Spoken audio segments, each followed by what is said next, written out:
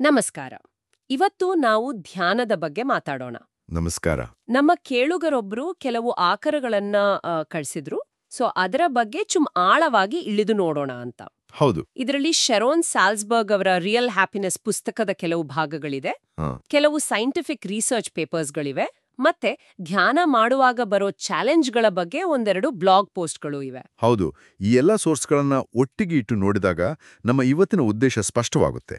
ಅಂದ್ರೆ ಕೇವಲ ಧ್ಯಾನ ಮಾಡೋದು ಹೇಗೆ ಅಂತ ತಿಳ್ಕೊಳ್ಳೋದು ಮಾತ್ರ ಅಲ್ಲ, ಅದರ ಹಿಂದಿನ ಸೈನ್ಸ್ ಏನ್ ಹೇಳುತ್ತೆ, ಯಾಕೆ ಕೆಲವರಿಗೆ ಇದು ಇಷ್ಟು ಕಷ್ಟ ಅನ್ಸುತ್ತೆ ಅನ್ನೋದನ್ನೆಲ್ಲ ಅರ್ಥ ಮಾಡ್ಕೊಳ್ಳೋಣ. ಸರಿ, ಹಾಗಿದ್ರೆ ಈ ಎಲ್ಲ ಮೂಲಗಳನ್ನು ಒಟ್ಟುಗೂಡಿಸಿ ಧ್ಯಾನದ ಬಗ್ಗೆ ಒಂದು ಕಂಪ್ಲೀಟ್ ಪಿಕ್ಚರ್ ಕೊಡಕ್ಕೆ ಪ್ರಯತ್ನಿಸೋಣ. ಖಂಡಿತ. ಅದ್ಭುತ. ಆಗಿದ್ರೆ ಶುರು ಮಾಡೋಣವಾ?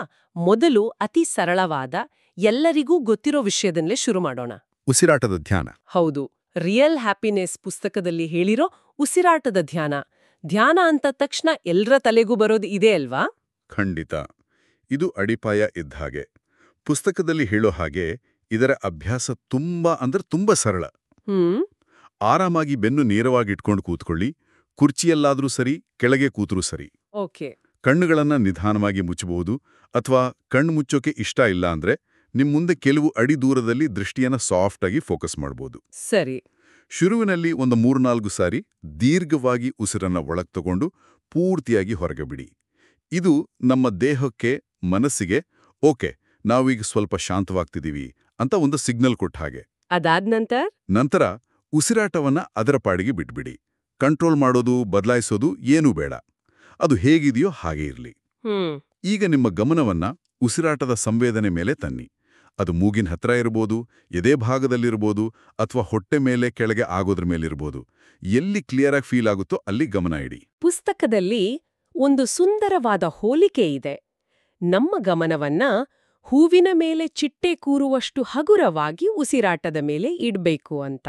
ಎಕ್ಸಾಕ್ಟ್ಲಿ. ಅಂದ್ರೆ ಒತ್ತಡ ಹಾಕ್ಬಾರ್ದು, ತುಂಬಾ ಸಹಜವಾಗಿ ಗಮನಿಸ್ಬೇಕು. ಉಸಿರು ಒಳಗೆ ಬರುವಾಗ ಗಾಳಿ ಸ್ವಲ್ಪ ತಂಪಾಗಿ, ಹೊರಗೆ ಹೋಗುವಾಗ ಬೆಚ್ಚಗೆ ಇರೋದನ್ನ ಗಮನಿಸೋದು. ಇದು ಕೇಳೋಕೆ ಸುಲಭ ಅನ್ಸುತ್ತೆ, ಆದ್ರೆ ಮಾಡಿದಾಗ ಮನಸ್ಸು ಎಲ್ಲೆಲ್ಲೋ ಓಡುತ್ತೆ. ಹೌದು, ಅದು ಎಲ್ರಿಗೂ ಆಗೋ ಅನುಭವ. ಆಲೋಚನೆಗಳು, ನೆನಪುಗಳು, ಚಿಂತೆಗಳು ಎಲ್ಲವೂ ಬರುತ್ತೆ. ಪುಸ್ತಕದಲ್ಲಿ ಇದಕ್ಕೊಂದು ಅದ್ಭುತವಾದ ಪದ ಇದೆ, ಮ್ಯಾಜಿಕ್ ಮೊಮೆಂಟ್ ಅಥವಾ ಮಾಯಾಕ್ಷಣ.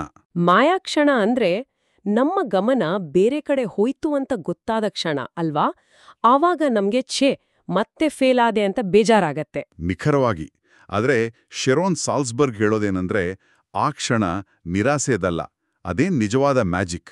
ಯಾಕಂದ್ರೆ ನೀವು ಜಾಗೃತರಾಗಿದ್ದೀರಿ ಅನ್ನೋಕೆ ಅದೇ ಸಾಕ್ಷಿ. ಓ ಹೌದಲ್ಲ. ನಿಮ್ಮ ಗಮನ ಎಲ್ಲೋ ಹೋಗಿತ್ತು ಮತ್ತು ಈಗ ನೀವು ಅದನ್ನ ಗಮನಿಸಿದ್ದೀರಿ. ಇದು ಸೋಲಲ್ಲ, ಇದೇ ಗೆಲುವು. ವಾವ್. ಮೃದುವಾಗಿ ಗಮನವನ್ನ ಮತ್ತೆ ಉಸಿರಾಟದ ಕಡೆಗೆ ತರಬೇಕು.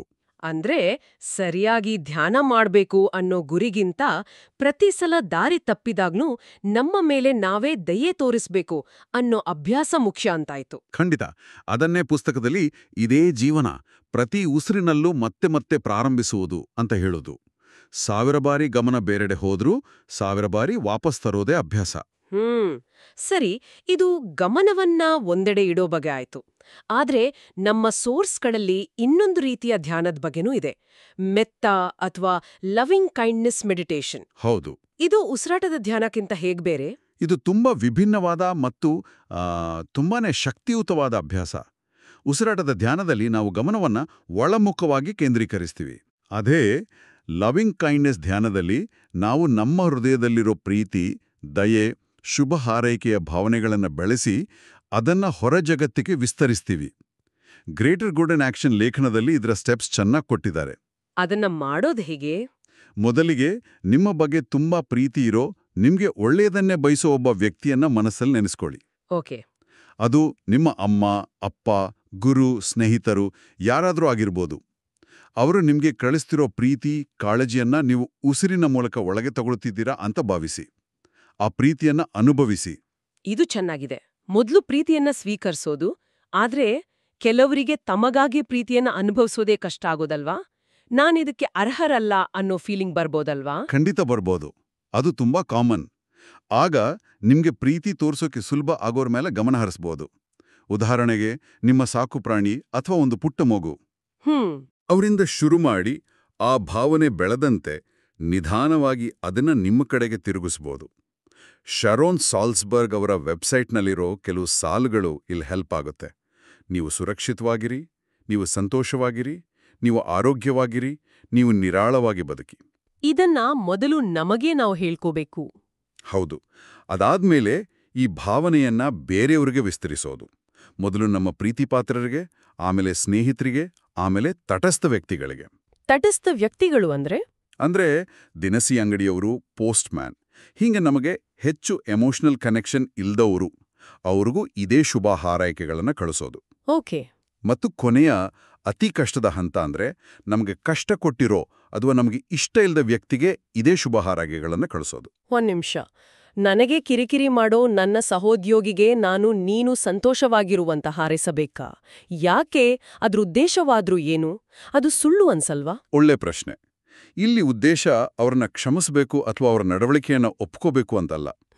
ಉದ್ದೇಶ ಇಷ್ಟೇ: ನಮ್ಮ ಮನಸ್ಸಲ್ಲಿರೋ ದ್ವೇಷ, ಕೋಪದ ಭಾರವನ್ನ ನಾವೇ ಇಳಿಸ್ಕೊಳ್ಳೋದು. ದ್ವೇಷವನ್ನ ಮನಸ್ಸಲ್ಲಿಟ್ಕೊಂಡು ನರಳೋದು ನಾವು, ಅವರಲ್ಲ. ಹೌದು. ಅವರಿಗೆ ಶುಭ ಹಾರೈಸೋದ್ರಿಂದ ನಾವು ಆ ನೆಗೆಟಿವ್ ಬಂಧನದಿಂದ ನಮ್ಮನ್ನು ನಾವು ಬಿಡಿಸ್ಕೊಳ್ತೀವಿ. ಇದು ಅವರಿಗಿಂತ ಹೆಚ್ಚಾಗಿ ನಮಗಾಗೆ ಮಾಡೋ ಅಭ್ಯಾಸ. ವಾವ್! ಇದು ಪರ್ಸ್ಪೆಕ್ಟಿವ್ ಅನ್ನೇ ಬದಲಾಯಿಸೋ ಹಾಗೆ ಇದೆ. ಸರಿ, ಇಷ್ಟೆಲ್ಲ ಕಷ್ಟಪಟ್ಟು ಮಾಡೋದ್ರಿಂದ ನಿಜವಾಗ್ಲೂ ಏನಾದ್ರೂ ಪ್ರಯೋಜನ ಇದೆಯಾ? ನಮ್ಮ ಮೆದುಳಿನ ಮೇಲೆ ಇದರ ಪರಿಣಾಮ ಏನು ಅಂತ ವಿಜ್ಞಾನ ಏನಾದ್ರೂ ಹೇಳುತ್ತಾ? ಖಂಡಿತ ಹೇಳುತ್ತೆ. ನೀವು ಹೇಳಿದ ಪಬ್ಮೆಡ್ ಲೇಖನ ಇದಕ್ಕೆ ನೇರ ಉತ್ತರ ಕೊಡುತ್ತೆ. ಅದು ತುಂಬಾ ಇಂಟ್ರೆಸ್ಟಿಂಗ್ ಸ್ಟಡಿ. ಹೌದಾ? ಅದರಲ್ಲಿ ಧ್ಯಾನದ ಯಾವುದೇ ಅನುಭವ ಇಲ್ಲದ ಜನರನ್ನ 2 ಗುಂಪು ಮಾಡಿದ್ರು. ಒಂದು ಗುಂಪಿಗೆ 8 ವಾರ ಪ್ರತಿದಿನ ಕೇವಲ 13 ನಿಮಿಷ ಒಂದು ಗೈಡೆಡ್ ಮೆಡಿಟೇಷನ್ ಆಡಿಯೋ ಕೇಳೋಕೆ ಹೇಳಿದ್ರು. ಕೇವಲ 13 ನಿಮಿಷ? ಸರಿ, ಇನ್ನೊಂದು ಗುಂಪು ಏನ್ ಮಾಡ್ತು? ಇನ್ನೊಂದು ಗುಂಪು ಅಷ್ಟೇ ಸಮಯ, ಅಂದ್ರೆ ದಿನಕ್ಕೆ 13 ನಿಮಿಷ ಒಂದು ಪಾಡ್ಕಾಸ್ಟ್ ಕೇಳ್ತಿತ್ತು. ಇದು ಮುಖ್ಯ. ಯಾಕೆ? ಯಾಕಂದ್ರೆ ಸುಮ್ಮನೆ ಕೂರೋದಕ್ಕಿಂತ ಪಾಡ್ಕಾಸ್ಟ್ ಕೇಳೋದು ಕೂಡ ಒಂದು ಆಕ್ಟಿವಿಟಿ. ಇದನ್ನ ಆಕ್ಟಿವ್ ಕಂಟ್ರೋಲ್ ಗ್ರೂಪ್ ಅಂತಾರೆ. ಇದರಿಂದ ಫಲಿತಾಂಶಗಳು ಹೆಚ್ಚು ನಿಖರವಾಗಿರುತ್ತೆ. ಓ, ಅಂದ್ರೆ ಅದು ನಾನು ಏನೋ ಒಂದು ಒಳ್ಳೇದು ಮಾಡ್ತಿದ್ದೀನಿ ಅನ್ನೋ ಪ್ಲೆಸೀಬೋ ಎಫೆಕ್ಟ್ ಅಲ್ಲ ಅಂತ ಖಚಿತಪಡಿಸ್ಕೊಳ್ಳಕ್ಕೆ. ಸರಿ, 8 ವಾರಗಳ ನಂತರ ರಿಸಲ್ಟ್ ಏನಾಗಿತ್ತು? ರಿಸಲ್ಟ್ಸ್ ನಿಜಕ್ಕೂ ಗಮನಾರ್ಹವಾಗಿತ್ತು. ಧ್ಯಾನ ಮಾಡಿದ ಗುಂಪಲ್ಲಿ ನೆಗೆಟಿವ್ ಮೂಡ್ ಅಂದ್ರೆ ಕೋಪ, ಆತಂಕ ಇದೆಲ್ಲ ಗಣನೀಯವಾಗಿ ಕಡಿಮೆ ಆಗಿತ್ತು. ಅಷ್ಟೇ ಅಲ್ಲ, ಅವರ ಗಮನ, ವರ್ಕಿಂಗ್ ಮೆಮರಿ ಮತ್ತು ರೆಕಗ್ನಿಷನ್ ಮೆಮರಿ ಹೆಚ್ಚಾಗಿತ್ತು. ಒಂದು ನಿಮಿಷ, ಈ ವರ್ಕಿಂಗ್ ಮೆಮರಿ ಅಂದ್ರೆ ಏನು? ಅದನ್ನ ಸ್ವಲ್ಪ ಸುಲಭವಾಗಿ ಹೇಳ್ಬೋದಾ? ಖಂಡಿತ. ವರ್ಕಿಂಗ್ ಮೆಮರಿ ಅಂದ್ರೆ ಈಗ ಯಾರಾದ್ರೂ ಒಂದು ಫೋನ್ ನಂಬರ್ ಹೇಳಿದ್ರೆ ಅದನ್ನ ಡಯಲ್ ಮಾಡೋ ತನಕ ನೆನಪಿಟ್ಕೊಳ್ತೀವಲ್ಲ, ಆ ತರಹದ ಶಾರ್ಟ್ ಟರ್ಮ್ ಮೆಮರಿ. ಓಕೆ, ಅರ್ಥ ಆಯ್ತು. ಅಥವಾ ಅಡ್ಗೆ ಮಾಡುವಾಗ ಏನೇನು ಹಾಕಿದ್ವಿ, ಮುಂದೆ ಏನ್ ಹಾಕ್ಬೇಕು ಅಂತ ನೆನಪಿಟ್ಕೊಳ್ಳೋದು. ಸೊ ಧ್ಯಾನದಿಂದ ದಿನನಿತ್ಯದ ಸಣ್ಣ ಸಣ್ಣ ಕೆಲ್ಸಗಳಲ್ಲಿ ನಮ್ಮ ಕೆಪಾಸಿಟಿ ಹೆಚ್ಚಾಗತ್ತೆ ಅಂತ ಅರ್ಥ. ಅದ್ಭುತ. ಅಂದ್ರೆ ದಿನಕ್ಕೆ ಕೇವಲ 13 ನಿಮಿಷದ ಅಭ್ಯಾಸ ನಮ್ಮ ಮೆದುಳಿನ ಕಾರ್ಯಕ್ಷಮತೆಯನ್ನೇ ಹೆಚ್ಚಿಸಬಲ್ಲದು. ಹೌದು. ಆ ಸ್ಟಡಿಯ ಮುಖ್ಯ ತೀರ್ಮಾನವೇ ಅದು. ದೀರ್ಘಾವಧಿಯ ಧ್ಯಾನ ಶಿಬಿರಗಳಿಂದ ಸಿಗೋ ಪ್ರಯೋಜನಗಳನ್ನ ಕಡಿಮೆ ಅವಧಿಯ ದೈನಂದಿನ ಅಭ್ಯಾಸ ಕೂಡ ನೀಡಬಲ್ಲದು ಅಂತ. ವಾವ್! ಇದೆಲ್ಲ ಕೇಳೋಕೆ ತುಂಬಾ ಚೆನ್ನಾಗಿದೆ, ಪ್ರಯೋಜನನೂ ಇದೆ. ಆದ್ರೆ ರಿಯಾಲಿಟಿಯಲ್ಲಿ ಧ್ಯಾನ ಶುರು ಮಾಡೋದು, ಮುಂದುವರಿಸುವುದು ತುಂಬಾ ಜನರಿಗೆ ದೊಡ್ಡ ಚಾಲೆಂಜ್. ನಮ್ಮ ಇನ್ನೊಂದು ಸೋರ್ಸ್ ಮೆಡಿಟೋಪಿಯಾ ಬ್ಲಾಗ್ ಇದೇ ವಿಷಯದ ಬಗ್ಗೆ ಮಾತಾಡುತ್ತೆ. ಹೌದು. ಅದರಲ್ಲಿ ಹೇಳಿರೋ 5 ಸಾಮಾನ್ಯ ಅಡೆತಡೆಗಳ ಬಗ್ಗೆ ಮಾತಾಡೋಣ. ಮೊದಲನೇದು, ಎಲ್ಲರೂ ಹೇಳೋದು ನನಗೆ ಟೈಮೇ ಇಲ್ಲ. ಹೌದು, ಇದು ನಂಬರ್ 1 ಕಾರಣ. ಒಂದು ಹಳೆ ಝೆನ್ ಗಾದೆ ಇದೆ, 1 ಗಂಟೆ ಧ್ಯಾನ ಮಾಡೋಕೆ ಟೈಮ್ ಇಲ್ಲ ಅಂದ್ರೆ 2 ಗಂಟೆ ಮಾಡಿ ಅಂತ. ಅದರರ್ಥ ನಿಮ್ಗೆ ಹೆಚ್ಚು ಒತ್ತಡ ಇದ್ದಾಗ ಧ್ಯಾನದ ಅವಶ್ಯಕತೆ ಇನ್ನೂ ಹೆಚ್ಚಿರುತ್ತೆ ಅಂತ. ಆದ್ರೆ ನಾವು 2 ಗಂಟೆ ಮಾಡಬೇಕಾಗಿಲ್ಲ. ಆ ರಿಸರ್ಚ್ ಹೇಳಿದಾಗೆ 10-15 ನಿಮಿಷ ಕೂಡ ಸಾಕು. ಬೆಳಿಗ್ಗೆ ಎದ್ದ ತಕ್ಷಣ ಅಥವಾ ಮಧ್ಯಾಹ್ನ ಊಟದ ನಂತರ ಒಂದು 10 ನಿಮಿಷ ನಮ್ಮ ದಿನಚರಿಯಲ್ಲಿ ಎಲ್ಲಾದ್ರೂ ಒಂದು ಸಣ್ಣ ಜಾಗ ಮಾಡ್ಕೋಬಹುದು. ಸರಿ. ಎರಡನೇ ಅಡಚಣೆ, ಇದು ಟೈಮ್ ವೇಸ್ಟ್, ಸುಮ್ನೆ ಕೂತ್ರೆ ಯೋಚನೆಗಳು ಇನ್ನೂ ಜಾಸ್ತಿ ಆಗುತ್ತೆ ಅನ್ನೋ ಭಾವನೆ. ಆ ಮಂಕಿ ಮೈಂಡ್ ಅನ್ನೋ ನಿಭಾಯಿಸೋದು ಹೇಗೆ? ಇದು ತುಂಬಾ ಸಹಜ. ಶುರುವಲ್ಲಿ ಕೂತಾಗ ಮನಸ್ಸು ದಂಗೆ ಏಳುತ್ತೆ. ಆಗ ಧ್ಯಾನ ಶಿಕ್ಷಕಿ ತಾರಾ ಬ್ರ್ಯಾಕ್ ಅವರ ರೇನ್ ಅನ್ನೋ ಟೆಕ್ನಿಕ್ ತುಂಬಾ ಉಪಯೋಗಕ್ಕೆ ಬರುತ್ತೆ. ರೇನ್ ಆಸಕ್ತಿಕರವಾಗಿದೆ. ಅದೇನೆಂದು ವಿವರಿಸಬಹುದಾ? ರೇನ್ ಅನ್ನೋದು 4 ಹಂತ. ಆರ್ ಅಂದ್ರೆ ರೆಕಗ್ನೈಸ್, ಅಂದ್ರೆ ಏನಾಗ್ತಿದೆ ಅಂತ ಗುರ್ತಿಸೋದು. ಓ ನಾಳಿನ ಮೀಟಿಂಗ್ ಬಗ್ಗೆ ಚಿಂತೆ ಬರ್ತಿದೆ ಅಂತ. ಓಕೆ. ಎ ಅಂದ್ರೆ ಅಲ್ಲೌ. ಆ ಯೋಚನೆ ಅಥವಾ ಭಾವನೆಯನ್ನ ತಳ್ಳದೆ ಸರಿ ನೀನಿಲ್ಲಿದ್ಯಾ ಅಂತ ಅದಕ್ಕೆ ಇರೋಕೆ ಅನುಮತಿಸೋದು. ಅದನ್ನ ಒಪ್ಕೊಳ್ಳೋದು. ಆಮೇಲೆ ಐ ಮತ್ತು ಎನ್. ಐ ಅಂದ್ರೆ ಇನ್ವೆಸ್ಟಿಗೇಟ್. ಒಬ್ಬ ವಿಜ್ಞಾನಿಯ ಕುತೂಹಲದಿಂದ, ದಯೆಯಿಂದ ಅದನ್ನು ವಿಶ್ಲೇಷಿಸೋದು. ಈ ಚಿಂತೆ ನನ್ನ ದೇಹದಲ್ಲಿ ಎಲ್ಲಿ ಫೀಲ್ ಆಗ್ತಿದೆ ಅಂತ. ಮತ್ತು ಕೊನೆಯದಾಗಿ ಎನ್ ಅಂದ್ರೆ ನಾಟ್ ಐಡೆಂಟಿಫೈಡ್. ಆ ಯೋಚನೆ ಅಥವಾ ಭಾವನೆಯೇ ನಾನು ಅಲ್ಲ, ಅದು ಕೇವಲ ನನ್ನ ಮನಸ್ಸಿನಲ್ಲಿ ಹಾದು ಹೋಗ್ತಿರೋ ಒಂದು ಅತಿಥಿ ಅಷ್ಟೇ. ಇದು ಅದ್ಭುತವಾದ ಟೂಲ್. ಯೋಚನೆಗಳನ್ನ ದೂರ ತಳ್ಳೋ ಬದಲು ಅದ್ರ ಜೊತೆ ಒಂದು ಹೆಲ್ತಿ ರಿಲೇಶನ್ಶಿಪ್ ಬೆಳೆಸ್ಕೊಳ್ಳೋ ಹಾಗೆ. ಸರಿ, ಮೂರನೇ ಅಡೆತಡೆ ಎಲ್ಲಿಂದ ಶುರು ಮಾಡ್ಬೇಕು ಗೊತ್ತಿಲ್ಲ. ಇವತ್ತಿನ ದಿನಗಳಲ್ಲಿ ಇದಕ್ಕೆ ತುಂಬಾ ಆಪ್ಷನ್ಸ್ ಇವೆ. ಕ್ಯಾಮ್, ಹೆಡ್ ಸ್ಪೇಸ್ ಅಂತ ಮೊಬೈಲ್ ಆಪ್ಸ್ಗಳಿವೆ. ಯೂಟ್ಯೂಬ್ನಲ್ಲಿ ಸಾವಿರಾರು ಗೈಡೆಡ್ ಮೆಡಿಟೇಷನ್ಸ್ಗಳಿವೆ. ಹೌದು. ಶರೋನ್ ಸಾಲ್ಸ್ಬರ್ಗ್ ಅವರ 28 ದಿನಗಳ ರಿಯಲ್ ಹ್ಯಾಪಿನೆಸ್ ಚಾಲೆಂಜ್ ಕೂಡ ಒಂದು ಒಳ್ಳೆ ಆರಂಭ. ಯಾವುದು ನಮಗೆ ಸರಿ ಹೊಂದುತ್ತೆ ಅಂತ ನೋಡಬಹುದು. ನಾಲ್ಕನೇದು ಒಂದು ಸೂಕ್ಷ್ಮ ವಿಷಯ. ಇದು ನನ್ನ ಧಾರ್ಮಿಕ ನಂಬಿಕೆಗಳಿಗೆ ವಿರುದ್ಧ ಅನ್ನೋ ಆತಂಕ. ಇದು ಒಂದು ದೊಡ್ಡ ತಪ್ಪು ಕಲ್ಪನೆ. ಧ್ಯಾನ ಅನ್ನೋದು ಯಾವುದೇ ಒಂದು ಧರ್ಮಕ್ಕೆ ಸೇರಿದ್ದಲ್ಲ. ಇದೊಂದು ಮೆಂಟಲ್ ಎಕ್ಸಸೈಸ್. ನಾವು ದೇಹದ ಆರೋಗ್ಯಕ್ಕೆ ಜಾಗಿಂಗ್ ಮಾಡೋ ಹಾಗೆ ಇದು ಮನಸ್ಸಿನ ಆರೋಗ್ಯಕ್ಕೆ ಮಾಡೋ ಒಂದು ಮೆಂಟಲ್ ಹೈಜೀನ್. ಇದು ನಿಮ್ಮ ನಂಬಿಕೆಯನ್ನ ಬಲಪಡಿಸಬಹುದೇ ಹೊರತು ಅಡ್ಡಿಪಡಿಸಲ್ಲ. ಮತ್ತು ಕೊನೆಯದಾಗಿ 5ನೇ ಅಡಚಣೆ, ಇದೇನೋ ಮ್ಯಾಜಿಕ್ ಪಿಲ್ ಅಲ್ಲ ಅನ್ನೋ ಸತ್ಯ. ಎಕ್ಸಾಕ್ಟ್ಲಿ. ಧ್ಯಾನ ನಮ್ಮ ಸಮಸ್ಯೆಗಳನ್ನ ಮಾಯ ಮಾಡಲ್ಲ. ಆದರೆ ಸಮಸ್ಯೆಗಳಿಗೆ ನಾವು ಸ್ಪಂದಿಸೋ ರೀತಿಯನ್ನ ಖಂಡಿತ ಬದಲಾಯಿಸುತ್ತೆ. ಒಂದು ಉದಾಹರಣೆ ಕೊಡ್ಬೋದಾ? ಬ್ಲಾಗ್ನಲ್ಲಿರೋ ಉದಾಹರಣೆಯನ್ನೇ ತಗೊಳ್ಳೋಣ. ಧ್ಯಾನ ಮಾಡಿದ್ಮೇಲೆ ನಿಮ್ಮ ಕಠಿಣ ಬಾಸ್ ಇದ್ದಕ್ಕಿದ್ದಂತೆ ಒಳ್ಳೆಯವರಾಗಲ್ಲ. ಆದ್ರೆ ಅವರ ಮಾತಿಗೆ ತಕ್ಷಣ ಕೋಪದಿಂದ ರಿಯಾಕ್ಟ್ ಮಾಡೋ ಬದಲು ಬಹುಶಃ ಅವರು ಕೆಟ್ಟ ದಿನವನ್ನು ಎದುರಿಸ್ತಿರ್ಬೋದು ಅಂತ ಯೋಚಿಸುವಷ್ಟು ಮೆಂಟಲ್ ಸ್ಪೇಸ್ ಧ್ಯಾನ ನಮಗೆ ಕೊಡುತ್ತೆ. ಓ, ನಮ್ಮ ರಿಯಾಕ್ಷನ್ ನಮ್ಮ ಕಂಟ್ರೋಲ್ಗೆ ಬರುತ್ತೆ. ಹೌದು. ಈ ಇಡೀ ಚರ್ಚೆಯಲ್ಲಿ ಶೆರಾನ್ ಸಾಲ್ಸ್ಬರ್ಗ್ ಅವರ ಹೆಸರು ಮತ್ತೆ ಮತ್ತೆ ಬಂದಿದೆ. ಅಮೆರಿಕಾದಲ್ಲಿ ಧ್ಯಾನವನ್ನ ಮುಖ್ಯವಾಹಿನಿಗೆ ತಂದವರಲ್ಲಿ ಅವರು ಪ್ರಮುಖರು. ಅವರ ಬಗ್ಗೆ ಸ್ವಲ್ಪ ಮಾತಾಡೋಣ. ಖಂಡಿತ.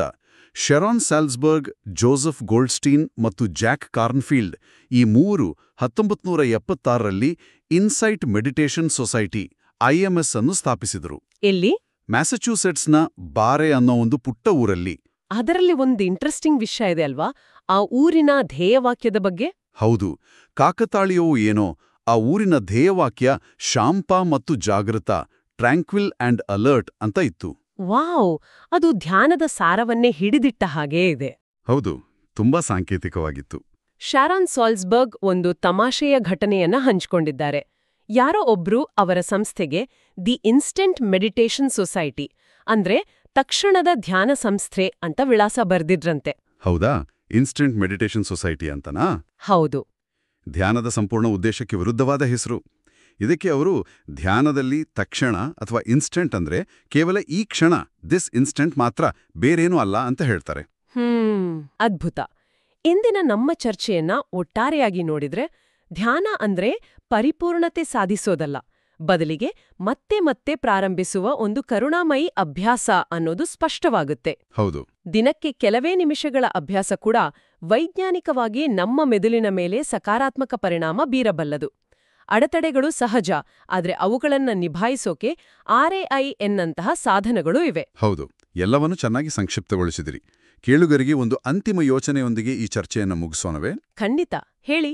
ನಾವು ಧ್ಯಾನದ ಸಮಯದಲ್ಲಿ ಆಲೋಚನೆಗಳು, ಭಾವನೆಗಳ ಜೊತೆ ಹೇಗೆ ಇರಬೇಕು ಅಂತ ಚರ್ಚೆ ಮಾಡಿದ್ವಿ. ಆದ್ರೆ ಈ ಅಭ್ಯಾಸವನ್ನ ನಮ್ಮ ಧ್ಯಾನದ ಆಸನದಿಂದ ಎದ್ದು ನಮ್ಮ ನಿಜ ಜೀವನಕ್ಕೆ ಹೇಗೆ ತರೋದು? ಇದೊಂದು ಮುಖ್ಯವಾದ ಪ್ರಶ್ನೆ. ನಮ್ಮ ಜೀವನದಲ್ಲಿ ಕಷ್ಟಕರವಾದ ಕ್ಷಣಗಳು, ಸಂಭಾಷಣೆಗಳು ಇದ್ದೇ ಇರುತ್ತೆ. ಆಗ ನಾವು ತಕ್ಷಣ ನಮ್ಮ ಹಳೆ ಅಭ್ಯಾಸದಂತೆ ರಿಯಾಕ್ಟ್ ಮಾಡ್ತೀವಿ. ಆದ್ರೆ ಮುಂದಿನ ವಾರದಲ್ಲಿ ಕಷ್ಟ ಅನ್ಸೋ ಒಂದು ಸನ್ನಿವೇಶ ಬಂದಾಗ ಪೂರ್ತಿಯಾಗಿ ರಿಯಾಕ್ಟ್ ಮಾಡೋ ಮುಂಚೆ RAIN ಕೇವಲ ಒಂದು ಹಂತವನ್ನ ಬಳಸೋಕೆ ಪ್ರಯತ್ನಿಸಿದ್ರೆ ಹೇಗೆ? ಕೇವಲ R, ರೆಕಗ್ನೈಸ್, ಓ ನನಗೆ ಈಗ ಕೋಪ ಬರ್ತಿದೆ ಅಂತ ಗುರುತಿಸೋದು.